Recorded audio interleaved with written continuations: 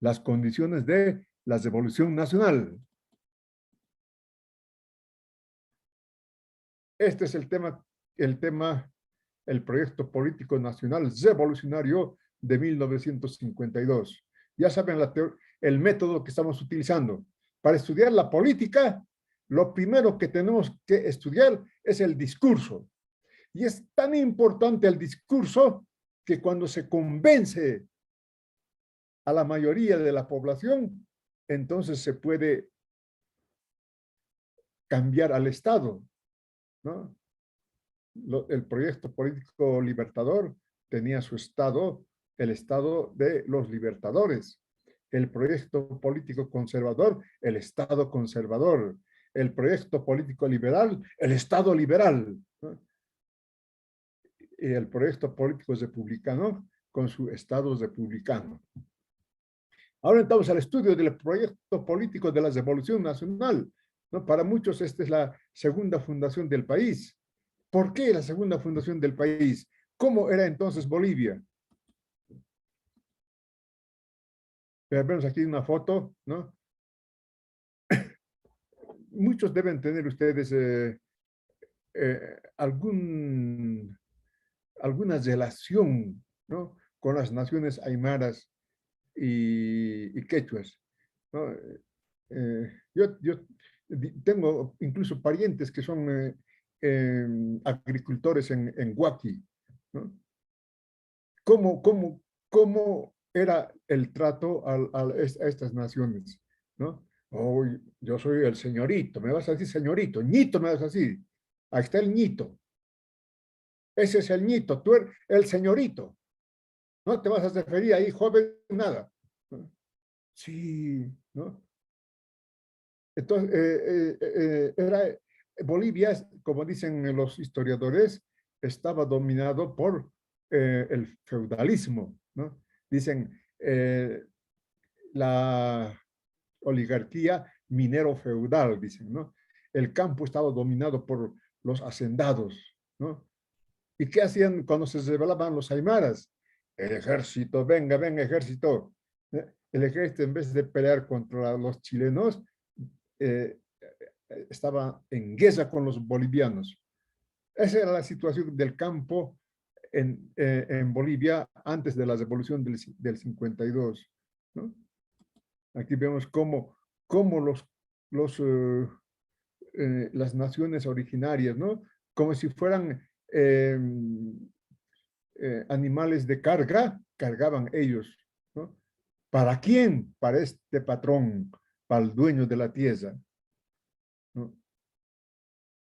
Y claro, se sometió a las naciones originarias, incluso en la ignorancia, ¿no? No tenían escuelas, no tenían derecho a estudiar, ni siquiera a comer, ¿no? Y ellos producían los alimentos. ¿Y cómo eran las minas? ¿No? Esta es una foto de Yayagua, ¿no? Están transportando mineral, ¿no? Eh, a los puertos chilenos para exportar, ¿no? Pero prácticamente era igual la situación de los trabajadores mineros entonces, ¿no? Los verdaderos productores de la riqueza, ¿no? ¿Cuánto se calcula la fortuna de Patiño? Nadie sabe cuánto fue la fortuna de Patiño. Estuve leyendo una tercera historia de Patiño estos días. En realidad, nadie sabe, ¿no? Cuánto ha amasado. Pero esa fortuna, ¿qué es? Esa fortuna es trabajo de los mineros, ¿no? Entonces, hay cálculos de las minas de Bolivia, solamente de las minas de Bolivia ha sacado un valor de 500 millones de dólares. Entonces, 500 millones de dólares era como, pues, por lo menos 50,000 millones de dólares, ¿no?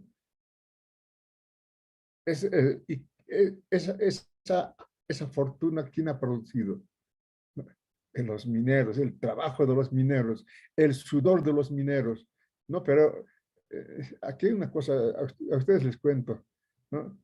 Era la época, dicen, en donde un minero que tenía un accidente, ¿no? Se quedaba ciego o perdía una mano, ¿no? ¿Qué hacían? Ya, listo, anda a tu pueblo. Le llevaban a su pueblo, le daban eh, unos pesos para que termine de llegar a su pueblo, ¿no? Listo. Recién en el gobierno de los republicanos se crea ya la seguridad para los trabajadores mineros, ¿no? Pero antes, ¿no? Hacían lo que les daba la gana. Aquí tenemos una foto, ¿no? Bolivia estaba en ese momento así, encadenada, sin saber qué hacer, ¿no? Explotada hasta más no poder. Y hemos visto, ¿no? La guerra del Chaco. Ese, ¿Por qué la guerra del Chaco? Aquí si estamos estudiando la revolución del 52. ¿Quiénes han hecho la revolución del 52? ¿Quiénes, no? han, han vencido al ejército de entonces? Los excombatientes de la guerra del Chaco, ¿no? Los excombatientes, ellos sabían manejar muy bien las armas, sabían táctica y estrategia militar, y ellos son los que eh, eh, participan activamente derrotando al ejército. Historias muy interesantes hay al respecto, pero nosotros estamos estudiando la política, no estamos estudiando la historia, ¿no? Eh, la guerra del Chaco y aquí dos caballeros, ¿no? ¿Qué tienen que ver esos dos caballeros? ¿No? Estos dos caballeros han sido declarados mártires de la revolución del 52. Ustedes cuando vengan a La Paz o estén en La Paz, pueden visitar el cementerio. No es un cementerio, es la Plaza Villasuel, ¿no? Pero ahí están los dos, eh, los dos mártires de la revolución. Hay otro más que está, después les voy a mostrar. Son los mártires de la revolución del 52, ¿no? Germán Buch, ¿no? Un ejemplo de cómo debe ser un boliviano, un patriota, ¿no? Cuando estaban cercados el ejército boliviano sin agua, sin comida, sin armas, ¿no? Él tenía la capacidad de romper el cerco y llevar los alimentos, el agua al ejército boliviano, ¿no? Y le preguntaron, ¿y qué ha pasado? ¿Y por qué no le hagas, tanto le han apuntado, le han atacado con fusiles, ¿no? Con metralletas, y a usted no le pasó nada, ¿no? Es que ha tenido suerte, ¿no? Más, es su humildad, porque era el coraje de este caballero que después va a ser presidente de Bolivia, el presidente más joven de Bolivia. Hasta ahora es el presidente más joven de Bolivia. Y Gualberto Villazuel, ¿no? Gualberto Villazuel es eh, el presidente, también excombatiente de la guerra del Chaco, que va a crear las condiciones para la revolución del 52. En su gobierno se fundan las organizaciones sindicales muy fuertes, como la Federación Sindical de Trabajadores Mineros, o se realizan los congresos de campesinos. ¿No? Se van dando las condiciones. Ya no más esa vida donde los feudales, los patrones hacían lo que les daba la gana. Ya no más donde ese patiño cada vez saca más plata y hace lo que les da la gana, ¿no? Crearemos un Estado, romper, haremos política, crearemos un nuevo Estado, ¿no? Se está creando las condiciones de la revolución del 52. ¿Y cuál era el discurso? ¿No? Lo importante, ¿no? El discurso. Si tenemos un discurso y sabemos convencer, seguro que vamos a tomar el poder, ¿no? ¿Y cuál era el discurso de la revolución del 52? Puede ser pregunta de examen. ¿Cuál es el discurso del nacionalismo revolucionario? ¿Cuál es la diferencia del discurso del nacionalismo revolucionario con las ideologías de la época? ¿No?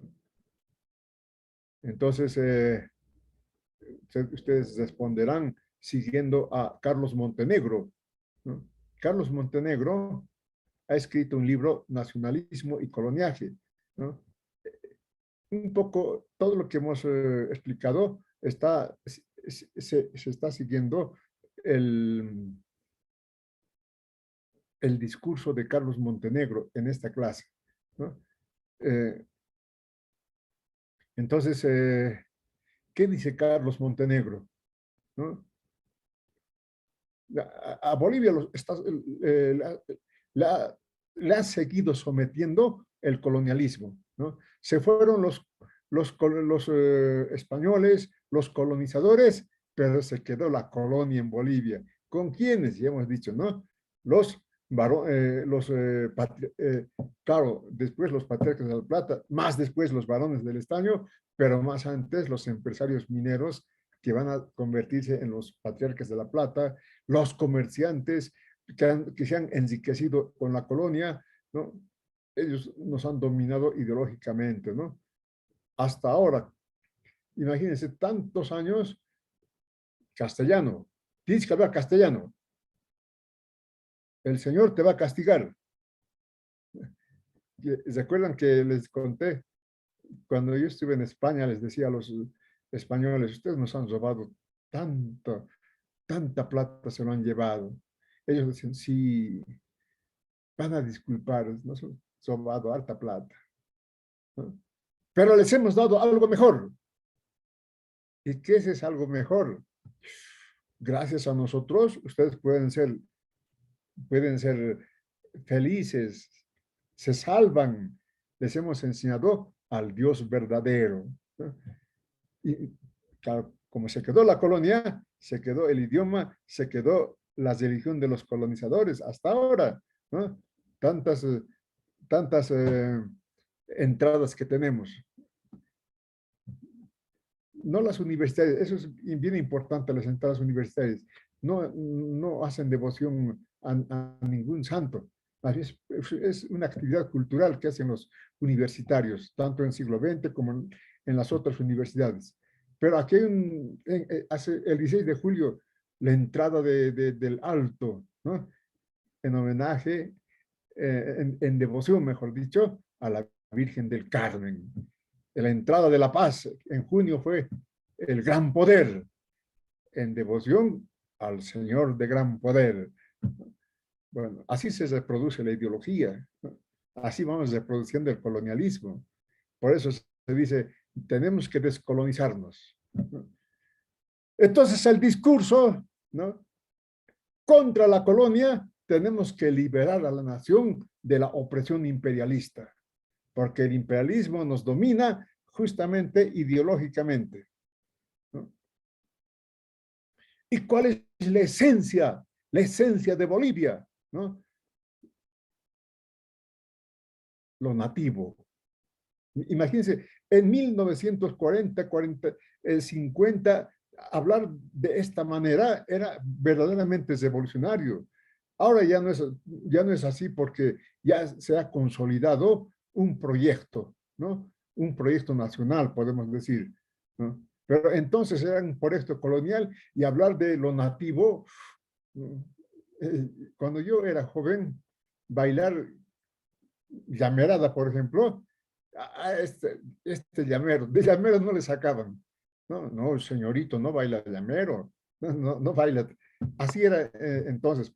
Recién con las entradas universitarias se está popularizando los, los bailes autóctonos, los bailes el, que tenemos, ¿no? Como, que tenemos, ¿no? Entonces, empezamos el discurso, ¿no?, contra la colonia, contra la opresión imperialista que ha reproducido el colonialismo en el país, ¿no? Y tenemos que tener una actitud de lo nativo, lo nuestro, ¿no?, lo nuestro. ¿Y qué es lo nuestro? ¿No? Nuestros ancestros, ¿no? La comunidad histórico-cultural, ¿no? Esa es la génesis del nacionalismo revolucionario. El nacionalismo, ¿no? La nación, ¿no? Entonces, la ideología, ¿cómo se va cultivando la ideología? ¿No? ¿Y quiénes son los que agarran esta ideología más fuertemente? Los excombatientes de la guerra del Chaco, ¿no? Dicen, no, claro, hemos perdido la guerra con Paraguay, se lo han agarrado tanto territorio. ¿Y quién nos ha ayudado? Ni armas teníamos, ni, ni agua teníamos para, ¿no? Y mientras estos caballeros felices aquí, enriqueciéndose más todavía, ¿no? Patiño era mucho más ¿no? En ese periodo de la guerra del Chaco. Entonces ellos han tomado conciencia y han adquirido el espíritu, la conciencia nacional. ¿Cuál es la conciencia nacional? Miren, ¿cómo? ¿No? Si ven ustedes, la ropa ellos se hacían. No había ropa para ellos, ¿no? ¿Quién es este caballero que está aquí al centro? Es Zárate Vilca. Zárate Vilca llegó a ser general de división del ejército boliviano, ¿no? En la guerra federal. Tenía un proyecto de una nación aymara, ¿no? Construir una nación, un estado aymara. Y todo esto rescata el movimiento nacionalista revolucionario con su ideología y va a convencer a la población. Esto es el nacionalismo, ¿no? Nosotros queremos que Bolivia, ¿no? Tenga esa esencia. Eso es Bolivia. Somos Bolivia, sí, ¿no? Las culturas de las naciones originarias. ¿Y qué dice René Zabaleta Mercado? ¿Cuántas veces hemos hablado de René Zabaleta Mercado? ¿No? Miren lo que dice Zabaleta Mercado. No hay boliviano que no tenga en su corazón a un Tupac Katari, ¿no? Si ha penetrado tanto la ideología de Tupac Katari que aunque neguemos nosotros, tenemos un Tupac Katari en nuestro corazón, ¿no? Está con su esposa Bartolina Sisa. Ustedes tienen 200 bolivianos en este momento. Vean, a ver, ¿quién está ahí? ¿No? Está Bolívar, está Tupac Katari y está Bartolina Sisa, ¿no? En los 200 bolivianos. ¿Por qué? Porque estamos ratificando esto que dijo Zabaleta Mercado. No hay un boliviano que no tenga un Tupac Katari en su corazón. Esa es la ideología nacionalista, lo nacional, ¿no? Y sobre el movimiento obrero, ¿no? Los mineros han hecho la revolución, han llegado desde las minas, ¿no? Interesantísimo, ¿no? Sin apoyo de los mineros no se hubiera ganado la revolución, porque imagínense, al ejército, ¿no? Se ha vencido, ¿no? Porque el ejército le apoyaba a Patiño, a todos estos varones del estaño, ¿no? Entonces dice Carlos Montenegro, el movimiento obrero, ¿no? Es en realidad, ¿no? La clase nacional, representa a la nación y por tanto es la clase nacional, ¿no? Recuerden, la ideología del nacionalismo revolucionario, cómo, ¿no? El nacionalismo se va enriqueciendo con el recuerdo de Tupac Katari, cómo los mineros, ¿no? Han participado en la revolución, ¿no? Como clase nacional, ¿no? Los, aquí los mineros tenían armas, ¿no? Entonces el ejército no había, la policía no había, ¿no? El poder político, el pleno, estaba en manos del pueblo con la revolución del 52, ¿no?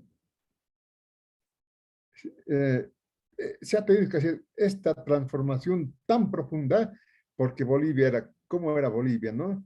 Ya, con los hacendados, los aymaras sometidos, ¿no? No podían votar, es decir, prácticamente eran los dueños del país, eran marginados completamente. ¿Quiénes vivían? Uf, la clase colonial, ¿no?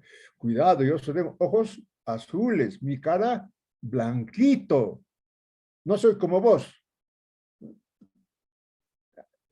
Todavía se reproduce, ¿no? Pero ahora, a partir de la revolución del 52, se va valorizando lo que es lo nacional. Antes era, no, yo soy español, francés, gringo. ¿No? Ahora, ¿no? Se va revalorizando lo nacional a partir de la revolución del 52. ¿Qué, hemos, no, ¿Qué se tuvo que hacer? ¿No? Una revolución del pueblo, ¿no? Entonces, los mineros para Carlos Montenegro es no solamente el proletariado, ¿no? Sino es la clase nacional. ¿Entienden la diferencia? No es la lucha proletarios y burgueses, ¿no? ¿No? Pero además es la clase nacional. ¿Y cuál es el sujeto de la revolución? ¿No? El sujeto de la revolución, el pueblo. Vemos es cómo se va valorizando con la ideología, el discurso de la revolución nacional, ¿no? El sujeto de la revolución, se hace la revolución, hacen la revolución el pueblo. ¿De quién son las minas? Del pueblo. ¿De quién son las riquezas? Del pueblo. ¿Quién produce la riqueza? El pueblo. ¿Para quién tiene que ser esa riqueza? Para el pueblo. Entonces, se va cambiando la ideología eh, completamente, la ideología conservadora, los que han perdido el, el litoral, ¿se acuerdan? ¿No? Ya, chilenos, ya, denos nomás tanto y construyan ferrocarril, pero esos son los conservadores, ¿no? Después los liberales, oh, ya, brasileños, les vendemos el acre, ya, páguenos tanto, listo. Esos los, los representantes de la clase colonial que nos ha gobernado desde los conservadores hasta los republicanos, hasta la guerra del Chaco. Y la revolución del 52 va a hacer un cambio completo, nada de coloniales. Aquí hay que revalorizar a lo nativo, al pueblo. Eso es lo importante, ¿no? Y después, claro, se construye el Estado de la revolución del 52, ¿no? ¿Y cómo era el Estado de la revolución del 52? ¿No? Yo les preguntaría ahorita, si estuvieran en clase presencial, les pregunto, ¿cómo se hace un Estado? ¿Cómo se hace un Estado? ¿No? Claro, ustedes inteligentemente me responderán, destruyendo al Estado y construyendo un Estado, ¿no? Pero ¿cuál es el diseño del Estado? ¿No? Los, los sastres para producir un terno diseñan primero el terno de acuerdo a su cliente, ¿no? Eh, los médicos para curar a un enfermo hacen su diseño, ¿no? Para hacer una cirugía hacen su diseño. Los abogados para defender un caso hacen su diseño, ¿no? Y la constitución política de Estado se diseña a partir, perdón, el Estado se diseña a partir de la constitución política del Estado, ¿no? Y la constitución política de 1938. ¿Qué tiene que ver ese? Estamos hablando del 52 y pasamos al 38. ¿Cómo es eso? ¿No? Justamente la constitución política de 1938 que se ha promulgado en el periodo de Germán Busch, de ese mártir de la revolución del 52, ¿no? Facilita la construcción del Estado de la revolución nacional. ¿no? Esa constitución política de Germán Busch va a servir para que se ejecute, se construya el Estado del 52. ¿Estamos jóvenes? Bien, los excombatientes, ¿no? Ellos sabían manejar muy bien las armas, han asaltado arsenales, ¿no? Han hecho la revolución del 52. Si no se hubiera hecho esta revolución, Patiño hubiera seguido hasta ahora, ¿no? Había que cambiar el Estado a este caballero, ¿no? Aquí vemos, entonces, el presidente Paz Extensor es el que se va a hacer cargo de la revolución del 52, ¿no? Llega de Argentina, ¿no? Porque la revolución, después de que termina la revolución, recién llega él y se hace cargo, el pueblo le apoya, ¿no? Los mineros le apoyan, aquí están los mineros, ¿no? Contra este caballero, el hombre más, entonces fue el hombre más rico del mundo, construyó una fortuna, ¿no? ¿Cómo construyó esa fortuna? ¿No? No, la naturaleza, su suerte, así nos dicen, ¿no? Pero es súper explotando el trabajo de los mineros, ¿no? Entonces, el Estado, ¿cómo se construye el Estado de la Revolución Nacional? Nacionalizando las minas. O sea, aquí las riquezas del país, del pueblo. Aquí no es nada del Patiño. Patiño, ¿qué tiene que ver? Fuera Patiño.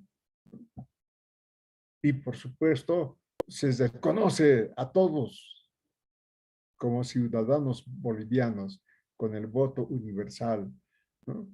No importa, no sabes leer, no importa, tú eres boliviano y vas a participar, como ciudadano boliviano, vas a elegir a tus representantes.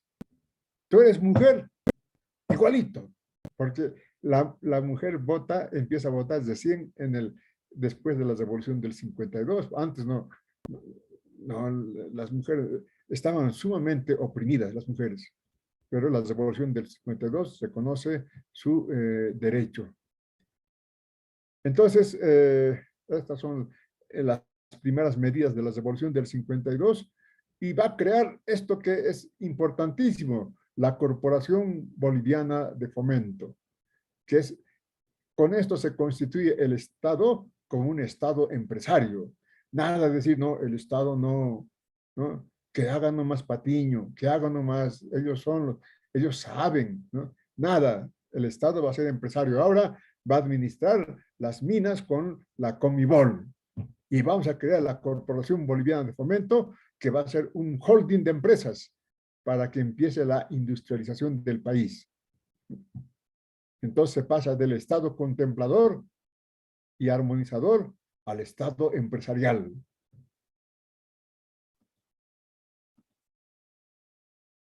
Y claro, el Estado de la Revolución del 52 se va configurando no solamente con la nacionalización de las minas, no solamente con la creación de la Corporación Boliviana de Fomento, sino también con la reforma agraria. Ya no más pongos, ya no más señores feudales, ¿qué pasa? ¿No? Ya fuera, toda, eh, ya, las naciones originarias se hicieron cargo de sus tierras, ellos son los verdaderos dueños de sus tierras. Después vamos a ver que hay problemas en Santa Cruz parecidos a los que se ha vivido entonces, ¿no? Y claro, se configura un Estado con el voto universal, ¿no? En los estudiantes, ¿no? Eso también vamos a discutir. Los estudiantes en siglo XX, eh, hubo una época en que ellos pedían voto universal, ¿no? ¿Qué es eso de voto universal? ¿No? Que el voto del estudiante debe ser igual que el del docente. ¿Por qué el docente va a tener más ponderación que el voto de los estudiantes? ¿No? Pero ese,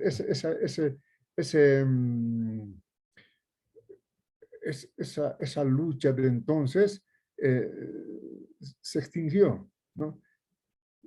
Bueno, eso más depende de ustedes, porque, por ejemplo, en la UTO, nadie puede ser autoridad si no gana en estudiantes también, ¿no? En estudiantes tiene que ganar. Si no ganan estudiantes, no puede ser autoridad. En la Universidad de Tarija, igual, ¿no? Tiene que ganar en estudiantes. En otras universidades todavía se mantiene el voto ponderado como en el siglo XX, ¿no? Pero eso ya, ustedes ya verán. El voto universal es que todos son iguales. Un voto, una persona.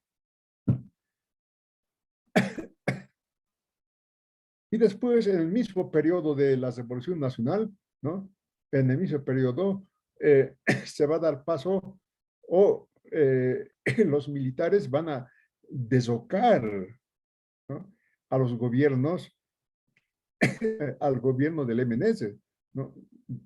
Que, que entonces estaba haciendo la revolución, estaban implementando medidas de la Revolución Nacional, ¿no? Empieza aquí con el periodo del nacionalismo militar, se llama. ¿Por qué se llama nacionalismo militar? No, no estamos hablando del militarismo de Banzer, que después vamos a estudiar eso, ¿no? Con el proyecto político de los militares. Después de este tema es justamente el proyecto político de los militares de Banzer, de todos los que vienen después.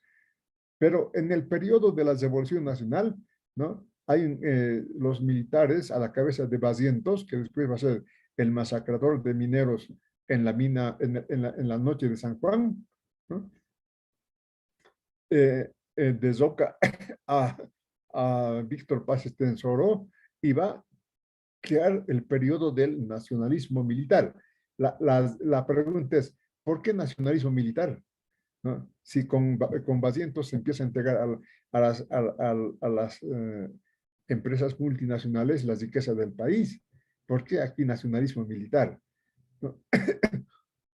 Porque todo el proyecto, toda la estructura del Estado de la Revolución Nacional, conserva o se aprovecha eh, eh, este, este gobierno de los militares, ¿no? En este periodo, ¿no? Entonces, Banzer ya destruye ese Estado. Incluso hay debate todavía, ¿no? Hay debate, después entraremos a ese debate, eh, pero el Estado de la Revolución Nacional, ¿no? Todavía ¿cómo es eso que todavía se mantiene? Claro, pues, la Corporación Boliviana la Comibol, ¿no? Seguía funcionando, seguía siendo del Estado, ¿no? Los trabajadores mineros eh, trabajaban en las empresas de la Comibol, ¿no? El eje del Estado de la Revolución Nacional, con este nacionalismo militar se conserva esa estructura del Estado de la Revolución Nacional, ¿no? Aunque aquí, por ejemplo, vemos que eh, ese nacionalismo militar a la cabeza de René Bazientos va entregando el petróleo a la Standard Oil Company, ¿no? Va entregando la riqueza a, a las empresas transnacionales norteamericanas. ¿Y quién es este caballero? Hablando del nacionalismo militar, ¿no? Justamente Juan José Todés, ¿no? Tiene un monumento en siglo XX, ¿no? Conocen el monumento seguro. Ustedes deben conocer porque todos los días pasan por ahí, ¿no? Tiene un monumento y se llama la Plaza Juan José Todés, se llama, ¿no? Y justamente con Juan José Todés, ¿no? El pueblo va a apoyar a este presidente, a Juan José Todés, ¿no? Va a ser un gobierno del nacionalismo militar, ¿no? Pero eh, que va a reconocer y apoyar los derechos del pueblo. ¿Cómo? ¿No? Bazientos, con el nacionalismo militar también, reduce los salarios de los trabajadores mineros. Oh, no, los mineros ganan harto, decía, ¿no? Pero este caballero dice, no ganan harto. A ver, ¿cuánto vale un pulmón? ¿Cuánto vale la salud? ¿Cómo, en qué condiciones trabajan los mineros? Hay que devolverse su sueldo. Y él es el que devuelve, repone el salario de los trabajadores mineros. Por eso y dentro de este periodo del nacionalismo militar. La próxima semana vamos a entrar al estudio de los partidos políticos. Muy interesante. Aquí tenemos un partido que ha hecho época, ¿no? Para unos, tanto o más importante que el MAS. Para otros, el MAS fue más importante o es más importante. Eso vamos a discutir después, ¿ya? Pero no se puede negar el papel que ha jugado el movimiento nacionalista revolucionario en la revolución del 52, que eso lo vamos a estudiar en la semana que viene. Muy bien, juventud, yo nomás hablo, pero esta clase, como siempre, se va a grabar, ¿no? Se graba y si ustedes necesitan para el examen volver a escucharlo, van a escuchar y van a